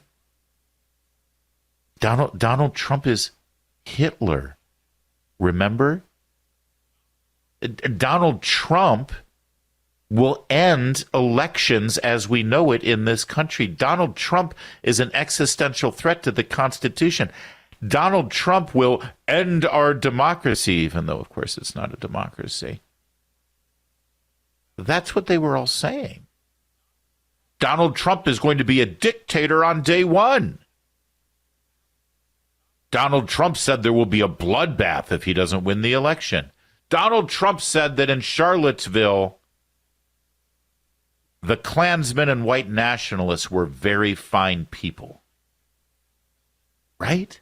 Isn't that the Donald Trump Hakeem Jeffries has been talking about? Isn't that the Donald Trump that his party has been screaming about for years? Donald Trump is an illegitimate candidate. Donald Trump shouldn't have his name on the ballot. Donald Trump was found guilty of sexual assault by a jury, George Stephanopoulos said, before he got sued for libel. Donald Trump is a 37-time convicted felon. Donald Trump, according to Jamie Raskin, in Hakeem Jeffries' Democrat caucus in the House, Donald Trump is not eligible to be president of the United States now because he led an insurrection against the Constitution. And the 14th Amendment says you can't be a federal official if you do that. Donald Trump is an insurrectionist, according to Hakeem Jeffries, Nancy Pelosi, and every single Democrat in that chamber. And now Hakeem Jeffries tells us that he's willing to work with Donald Trump. I'm willing to work with the fascist. I'm willing to work with Hitler. I'm willing to work with the insurrectionist. I'm willing to work with the 37-time convicted felon. I'm willing to work with the racist. I'm willing to work with the xenophobe. I'm willing to... Really? You can't have it both ways, pal. I'll tell you what, Hakeem. You can try to salvage your party's brand, and you can try to pretend that you're part of the solution. You can try to pretend that you recognize that all of those things are broken that you said weren't broken right up until you lost the election, and now you have to admit truth and reality. You can come along and pretend that you're part of fixing all of these problems, and you can work with Donald Trump and the Republicans, but all you got to do, pal, is to say that all that other stuff you said about Trump was bull. Just admit, all right, listen, we called him a fascist and we called him Hitler and we said that he was going to end our Constitution and we said that democracy was on the ballot and the future of democracy was the most important thing. And if Donald Trump won, that it would be the end of any free election we ever had again. We said all that stuff, but, you know, we were just full of crap. Come on, we were just going on Rachel Maddow and Morning Joe, and we had to give them something to talk about. And we thought that would be a good angle, and we figured maybe we could win the election if we said all of that crap. But it was just bull. Sure, we're willing to work with him. Absolutely. Because, you know, it was all a lie. We didn't really mean any of those things we said. That's all you got to do, Hakeem. Let's go. I can't wait. It's going to be great. You want to unify? You want to work together? You want to let the American people know that we're now going to get things done because the election is behind us? That's fine. Just admit that everything you said about the guy you want to work with now was complete and total bullcrap. That's all you got to do. Otherwise, why should we believe a damn thing you say? I'm curious how your voters feel about this newfound love for Donald Trump, by the way. What do you mean you want to work with him? You told us he was an existential threat to our nation and our Constitution. How can you now work with him? That's a really good question, Democrat voters. You should ask Hakeem Jeffries that. I'd love to hear his answer. My name's Larry O'Connor. It's the Mark Levin Show. Mark Levin.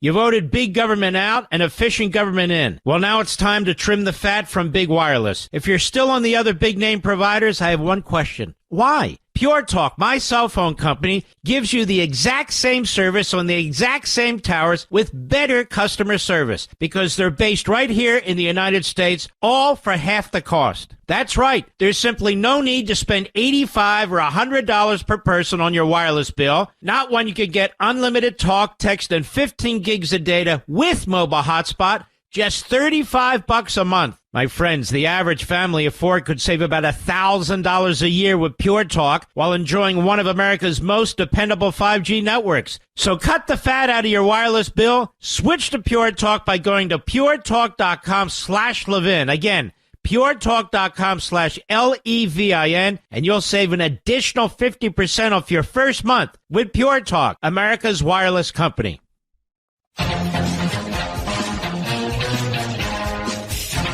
I've been too hard on Hakeem Jeffries. He actually brought us one of the best laughs of the day. Listen to this. The American dream possible. We will fight hard for the freedom to vote. Hold on, what did he say there? I think that sounded like... American dream possible. We will fight hard for the freedom to... That's what he said, all right. I guess Eric Swalwell's in leadership now.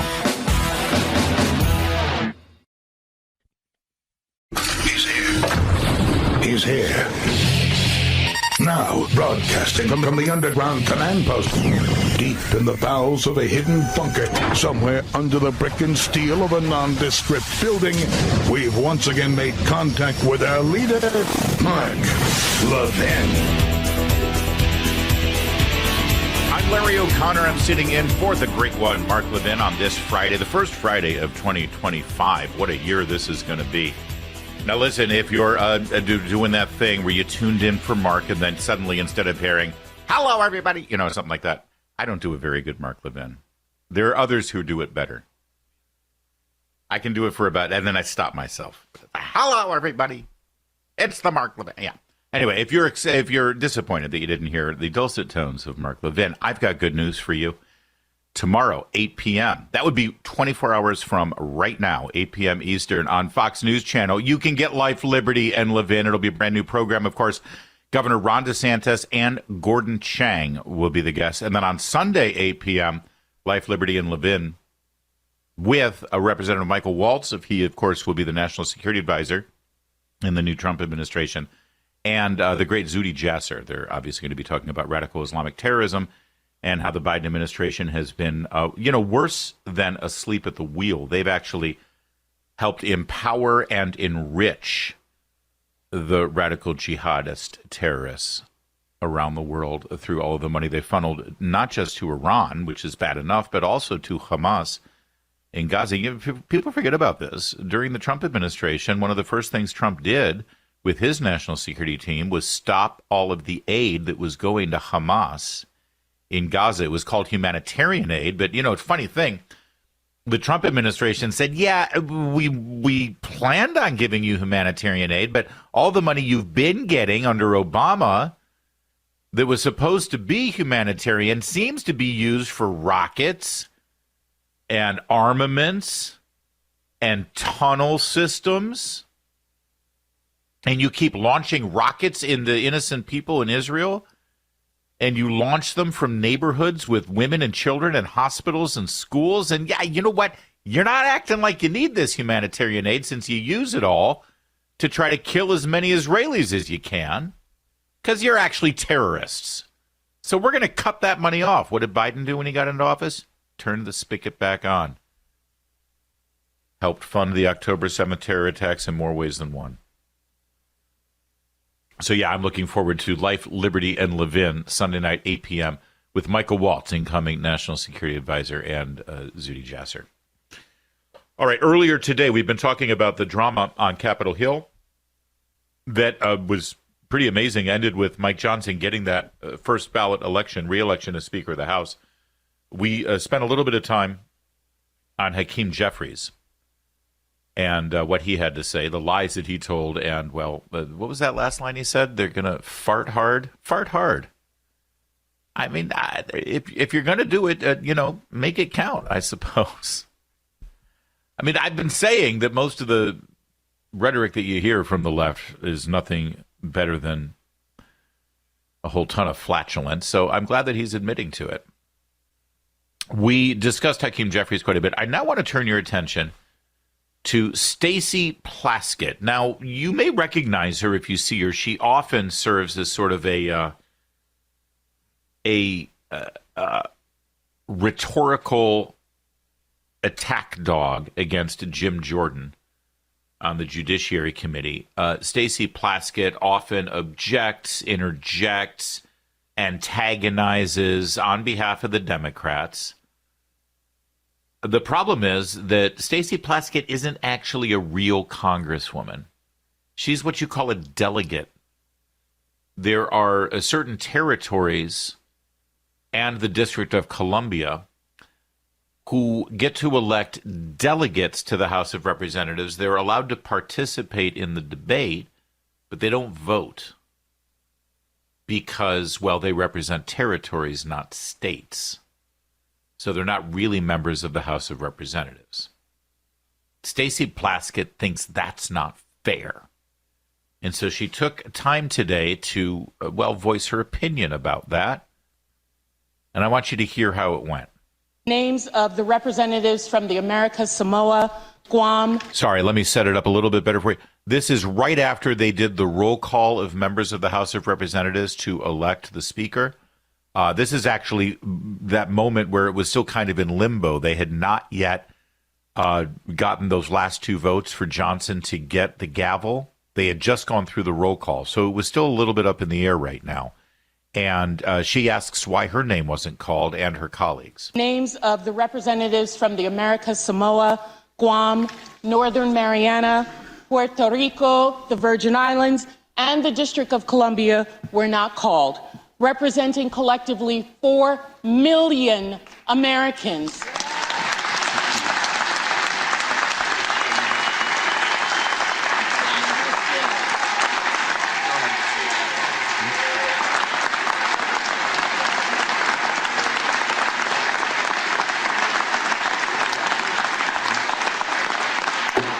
Mr. Speaker, collectively the largest per capita of veterans in this country. Does the gentlelady have a parliamentary inquiry? I asked why they were not called.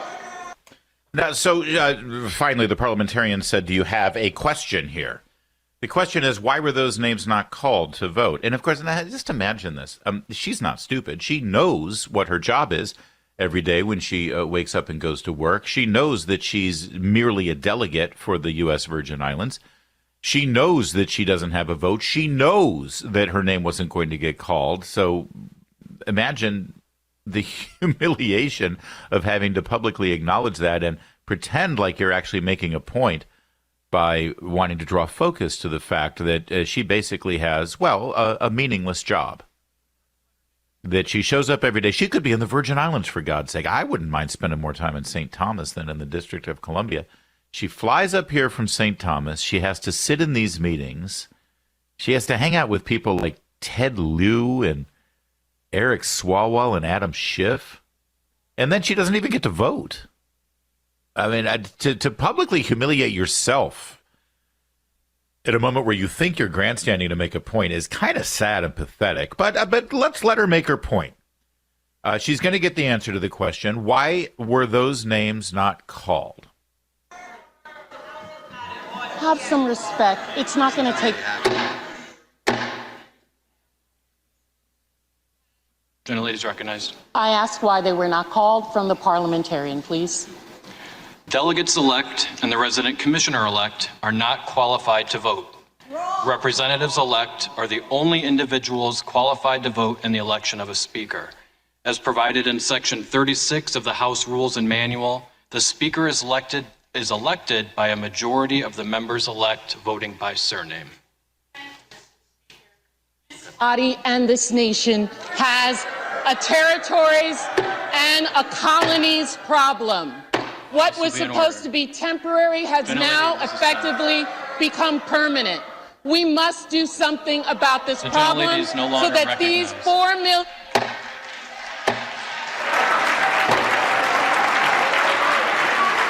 So they cut off her microphone. Then they turned it back on. Then they cut it off again. She's still screaming. She's still ranting. And the Democrats love it. See, the Democrats love that. Democrats love anger, fury, rage, screaming, ranting that is completely and totally meaningless. To no end, that will absolutely do nothing in the long run. But, you know, she had her money, and Democrats love that stuff. You go up there, you scream, you rant, you rage, you interrupt what the grown-ups are doing and the serious people are doing because they're trying to get something done, but you go stand in the way of it. You act like you're making a point. You throw your temper tantrum and stomp your feet and scream at everybody, and you'll be a hero.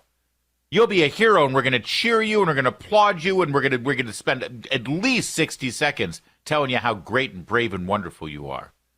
Oh, that's wonderful. Thank you. That's great. Okay, but then when that's done, please tell me, what will we have accomplished? Oh, absolutely nothing. Nothing at all. In fact, the problem that you're citing right now, from your perspective, is something that's been existing now for about 50 years. And there is a fix to it, but not standing here and screaming. That's not the fix, no. The fix is that those territories become states, but I mean, if it hasn't happened in 50 years, it's probably not going to happen, right? It's interesting. She says the United States has a territory and a colony problem. She thinks it's colonialism. She lives in the Virgin Islands. She knows what the rules are. She gets to use the American currency. She doesn't have to pay federal income taxes. She gets the protection of the federal court systems and the United States military to keep them safe. But she doesn't get a voice in Washington, D.C. And she doesn't get to vote in the Electoral College. That's the deal. That's a pretty good deal, actually. I dare say that some states would probably take that deal. But far be it from me. I've always lived in an area where I've enjoyed having a representative speak and vote on my behalf in the House of Representatives and a senator in the United States Senate. I've always lived in a state where my voice through my representatives is heard in the presidential election via the Electoral College. I don't know what it's like to live in a territory, to live in the U.S. Virgin Islands or Puerto Rico or Samoa. So I feel like we should hear her out. She thinks that what's happening right now in the Virgin Islands and Puerto Rico and all these other territories is colonialism. By the way, have you ever been to the Caribbean? I go to the Caribbean once a year with my beautiful bride. It's our December vacation. We go down there to the Caribbean. I've been down actually more than just once a year. Been to a couple of the islands multiple times during the same year. And I love going down there. In fact, I went to the U.S. Virgin Islands for a week last year. In February, I was there for the Virgin Islands caucus. Trump won going away. It was a great time. I've been to a lot of Caribbean islands. I've been to Caribbean islands that are U.S. territories, or as Ms. Plasket calls them, colony. I've been to British colonies. I've been to some of the islands that are French and Dutch colonies. I've also been to some islands who have gotten their independence, and they have thrown off the shackles of colonialism. They were originally British or French or Dutch colonies, but now they've been able to gain independence and run things on their own without being a part of the mothership, the Commonwealth, whatever you want to call it. Let me tell you something, speaking objectively now, and I'm trying to be completely fair and objective, but having traveled to pretty much probably the majority of the Caribbean islands, and I've been to the ones that are still colonies, like this last trip I just took. I went to Aruba, Curacao, and Bonaire, the ABC Islands. That's part of the Dutch islands, the 3 Dutch islands, Southern Caribbean, just north of the coast of Colombia and Venezuela. Beautiful islands. Still part of the Netherlands, technically. Beautiful islands. Everything's fantastic. Really well run. Streets are clean. Fantastic. I've also been to some of the islands, and I don't want to name them because I don't want to disparage them, but you can look it up. There are some islands who have gained independence from either the Netherlands or England and France, and I want to tell you something. Not so pleasant. I got, thank God. Maybe it's me. I may be offending people, but if you're going to go down to the Caribbean and you're going to spend some time at one of the islands, try to find one that's still a colony. It's a more pleasant experience. Things are better run. Traffic lights function. The streets get cleaned. I'm just saying. But listen, if Ms. Plasket thinks that the U.S. Virgin Islands are basically a colony and she doesn't like that and that's a problem, then you know what? I think we should hear her. She speaks on behalf of the people of the U.S. Virgin Islands. So let's do something about this. I think she has a point. Let's cut them off. Let's cut them loose. Let's end this relationship. She ain't going to be a state. Puerto Rico is not going to be a state. District of Columbia is not going to be a state. That is not going to happen. So if they really feel oppressed, they really feel like they don't have a vote, they really feel like this is colonialism, then you know what? You should just go off on your own. Go ahead. Go ahead. See how it goes. You don't get the military to protect you anymore. You don't get our court system. You don't get a U.S. attorney. You don't get all of the things that you get right now. You've got to figure it out on your own. Go ahead. I've been down there. I know what your industry is. I know how you would pay your taxes and pay your bills. Tourism. It's nothing but tourism. And do you know why people go to the U.S. Virgin Islands instead of St. Martin or Martinique or Tortuga or Turks and Caicos or St. Bart's. You know why they go to the U.S. Virgin Islands? Because it's easier, because they're American and they can use U.S. dollars and they can use their U.S. passport without having to deal with customs. That's all. That's the only reason. Otherwise, we'll go elsewhere. You know what? I want to continue this conversation because I'm sick and tired of this. I'm sick of hearing it from D.C. I'm sick of hearing it from Puerto Rico. And I'm certainly sick of hearing it from this loudmouth woman. And by the way, do you know who this woman is, Stacy Plasket? We've got some information about her. She has a friend down there in the Virgin Islands, or she used to. His name was Jeffrey Epstein. We'll tell you all about that connection next. Larry O'Connor, Mark Levin Show. Mark Levin.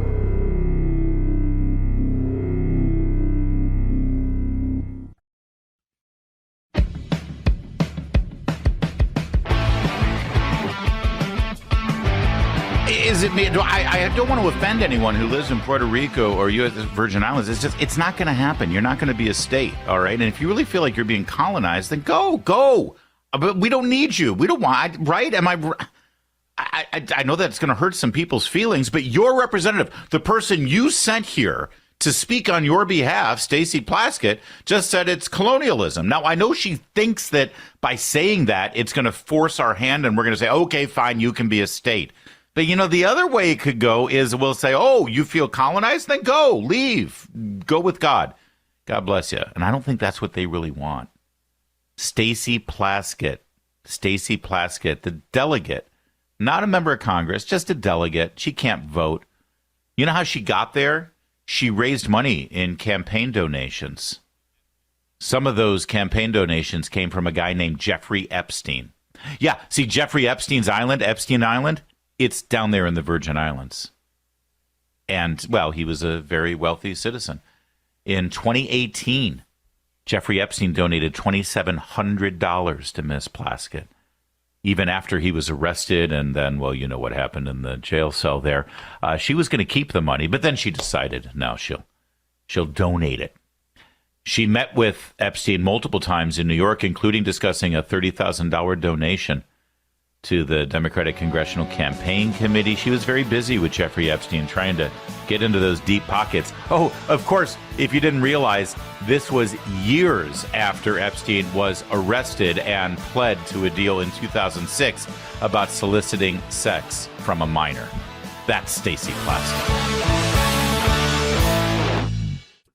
Yes, it's true that Mark Levin is the fastest growing radio show in America. The Mark Levin Show is on at 877-381-3811. My name is Larry O'Connor. I'm sitting in for Mark Levin. I'm the morning radio host on WMAL. The show's called O'Connor and Company. I co-host that show with my friends Julie Gunlock, Patrice Onwuka.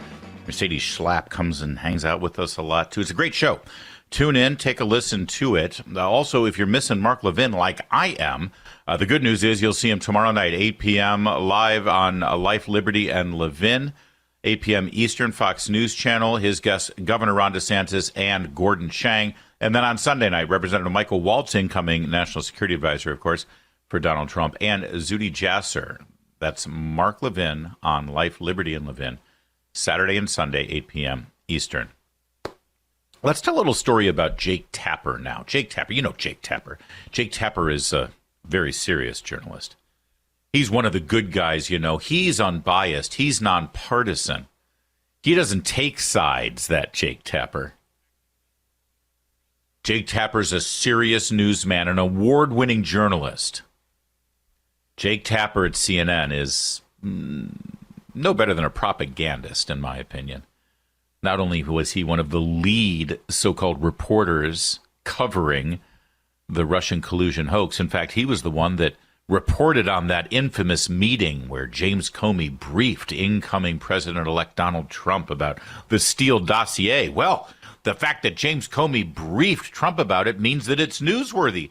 So now we're going to run with that story. We're going to tell everybody about the Steele dossier.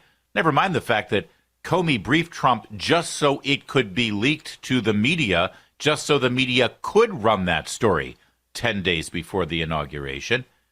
Jake and his team knew they were getting played, but they loved being played because they got a big story And they were able to harm Donald Trump. But they were able to tut-tut and sit up straight and furrow their brows and say, oh, we're just serious newsmen. We're just reporting the news. Are you saying it's not news that the incoming president was just briefed by the FBI director about the Steele dossier? That's news. It was manufactured news, is what it was. James Comey manufactured it. The Steele dossier was manufactured and paid for by Hillary Clinton. Funny. Jake Tapper reported that story thanks to his sources, right? He has sources, anonymous sources who give him this information. And so then he reports the story to you and he wins awards. But you ever notice one major part of the story that never gets reported?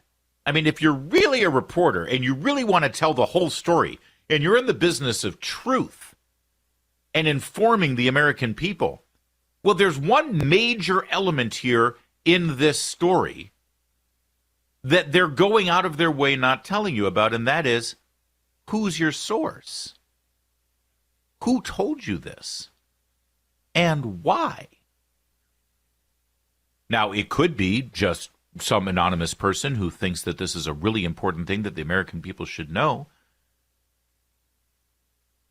Or it could be somebody who deliberately fed this information to harm Donald Trump and to create a news cycle that would damage the incoming president. Either way, it's news, isn't it? But if you're a really serious newsman, you've got to pick and choose what news you deliver and what news you don't. And Jake Tapper, very serious newsman, decided the American people have no right to know who anonymously tipped him off that Donald Trump had been briefed on the Steele dossier and Russian collusion by James Comey. You have no right to know that, and you have no right to extrapolate what the motive might be. For instance, if, I don't know, James Comey leaked it himself, well, that would change things, wouldn't it? Or maybe if it was James Clapper, at the time the director of national intelligence, who's now, by the way, a CNN employee as an analyst on intelligence community affairs. That would be newsworthy, too. In fact, if it was anybody prominent in the outgoing Obama administration that leaked that, the American people, the viewers of CNN consuming that very serious journalistic endeavor from Jake Tapper, would possibly view the news story in a different light. Oh, this is just Obama on his way out trying to harm Trump, right? But see, that never gets reported. Now, that's just one minor example of what I believe is to be nothing more than propaganda that Jake Tapper engages in. Now, I've got another example for you, but this little bit of propaganda, ooh, Jake Tapper is feeling some pretty serious consequences over this propaganda that he put out. I mean, I'm sure he convinced himself he was doing the Lord's work here by exposing a story in the aftermath of the Biden Afghan pullout. You remember the disastrous pullout that left all of those people stranded back in Afghanistan and 13 service members in caskets? Yeah, that one. The one Joe Biden never talks about. The one Joe Biden, when asked, do you have any regrets about your presidency, won't acknowledge the death of those 13 service members, the needless deaths. They shouldn't have been put in harm's way had he actually been competent enough to manage the withdrawal from Afghanistan. Nobody ever got fired from the Pentagon over that incident either. Yeah, so the CNN is reporting on the aftermath of the Afghanistan pullout, and like good little propagandists, they've got to come up with some story angle that takes the heat off Joe Biden. We've got to find another villain here. The American people, they're angry at Biden and the Biden administration and the Pentagon, and they're looking bad. So we got to come up with another bad guy. We've got to tell a story that finds another enemy for the American people to be mad at to take the heat off Joe Biden. That's what the propagandists at CNN were thinking when they put together this report. I want you to listen to it. We'll take a few breaks. It's only a couple of minutes long, but I want you to know that the report you're about to hear from CNN is now the center of a gigantic $1 billion defamation suit against the network and against Tapper in particular. And that suit goes to trial next week. Listen to the story. In our Worldly today, the U.S. government, the Biden administration, says that as of last week, it had assisted in the departure of at least 377 U.S. citizens and 279 lawful permanent residents of the U.S. from Afghanistan since August 31st. Still. Hey, did you notice how the very opening of this news story is good news from the Biden administration? We're going to repeat the talking point from the Biden administration that makes them look good in the aftermath of the Afghanistan withdrawal. It's fascinating how that's how they begin the framing of this story. Okay. Go ahead, Jake. Many Afghans who desperately want to flee Taliban rule, and Afghans who say their lives are at stake, they remain behind. As CNN's Alex Marquardt has discovered, Afghans trying to get out of the country face a black market full of promises, demands of exorbitant fees, and no guarantee of safety or success. Now, this is fascinating. Are now being exploited. We'll continue with this story, but think about this for a minute. You're CNN, you're Jake Tapper. It's the disastrous Afghanistan withdrawal. And one of the main storylines is there were thousands of Afghans who were left behind. These are people who were our friends. They helped our military. They were interpreters. They were employees at the Bagram Air Force Base, but they were Afghan nationals and they weren't allowed to leave. And because of the chaos, they never got the visas they were supposed to get out. And now, because they assisted the United States government and the military there, now they're on the enemies list for the Taliban. The Taliban, if they're found, will kill them, and we left them behind. It is a dark, shameful episode in the Biden administration. And Jake Tapper and CNN decide to focus on that. But the problem isn't Biden. The problem isn't the Pentagon. The problem isn't Antony Blinken and the State Department. No, the problem are these black market individuals, as they say it, black market, these independent individuals who are trying to help people get out of Afghanistan outside of the U.S. government. They're the problem. The ones who are actually trying to rescue people and get them out. You know, they could have made an editorial choice here. They could have actually focused on the failures of the Biden administration. But no. We got to find another enemy. So they found this enemy. Take a listen. Like that young man, told that they can get them or their families out if they pay exorbitant, often impossible amounts. Found a man named Zachary Young, who is one of many advertising evacuations from Afghanistan, posting just this week, "We can deliver." One LinkedIn user posted messages with Young where Young said it would be $75,000 for a car to Pakistan. He told another it would be $14,500 per person to get to the United Arab Emirates, or Albania for another $4,000. Prices well beyond the reach of most Afghans. We got Young's number and called, but he didn't pick up. In a text message, he told CNN that Afghans trying to leave are expected to have sponsors pay for them. If someone reaches out, we need to understand if they have a sponsor behind them to be able to pay evacuation costs, which Young says are highly volatile and based on environmental realities. Young repeatedly declined to break down the costs or say if he's making money. Back in California, the young Afghan American tells us even though he can't pay, he's still pleading to get his family out. And then they focus on this young man and his family who are desperate to get out, doesn't have the money. And of course, that's true and that's horrible. But again, the villain here is not Biden and Blinken and Lloyd Austin and the failures of the enemy is this guy that they named and showed his picture of, this Zachary Young guy. Well, here's the problem. Mr. Young didn't like the way he was portrayed in that story. He believes that that was defamatory. He believes that his reputation has been damaged. His livelihood's been damaged. He's been basically called a war profiteer by Jake Tapper and CNN. And so he's suing. Let me tell you something. The laws in America for defamation absolutely are set up to protect journalists, reporters. I mean, we take freedom of the press very seriously.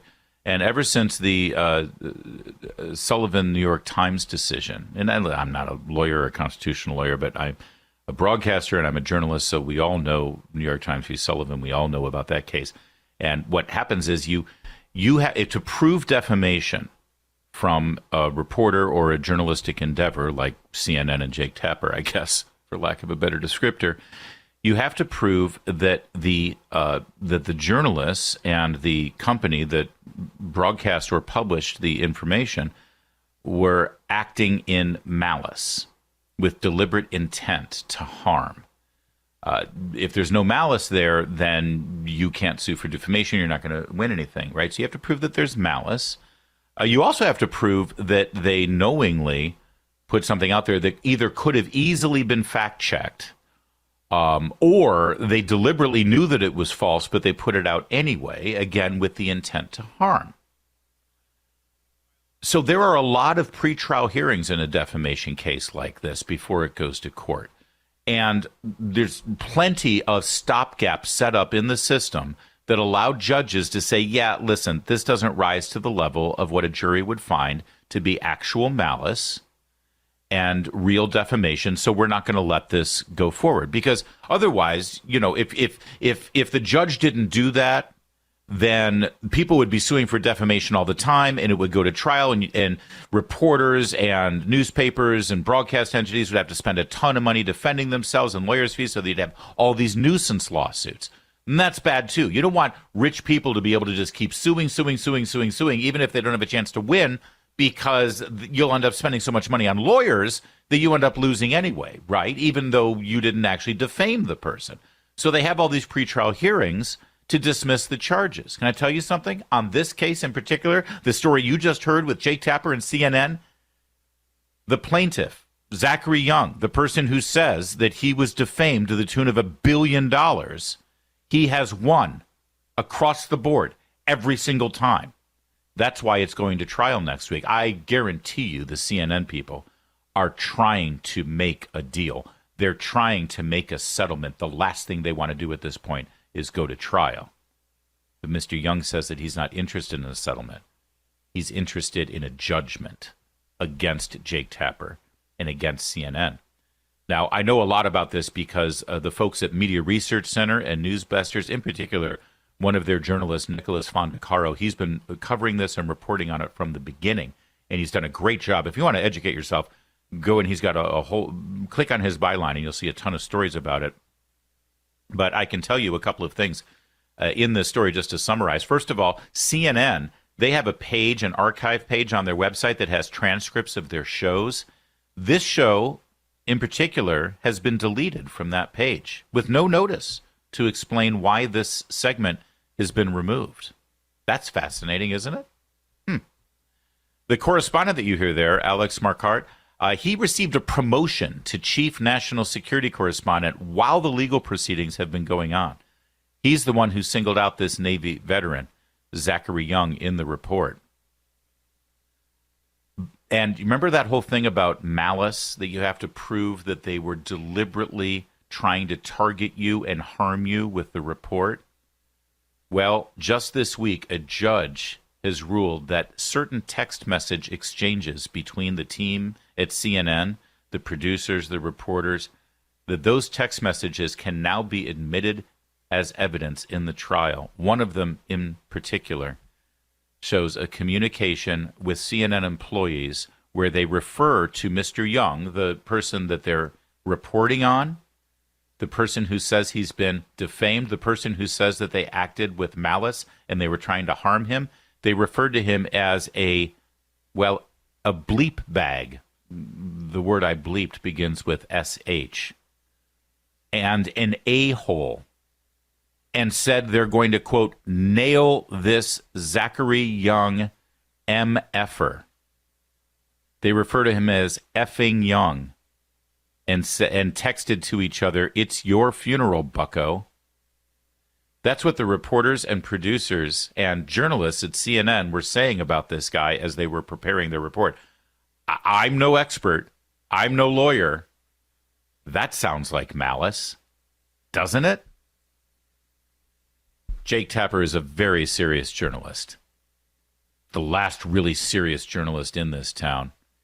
He doesn't have a dog in the fight. He just calls balls and strikes. He's certainly not biased, and he certainly doesn't have any kind of agenda, political agenda. He just wants to tell the truth. He's a serious journalist, that Jake Tapper and his team at CNN. And they're right now, these serious journalists are in serious, serious legal trouble. Mark Levin.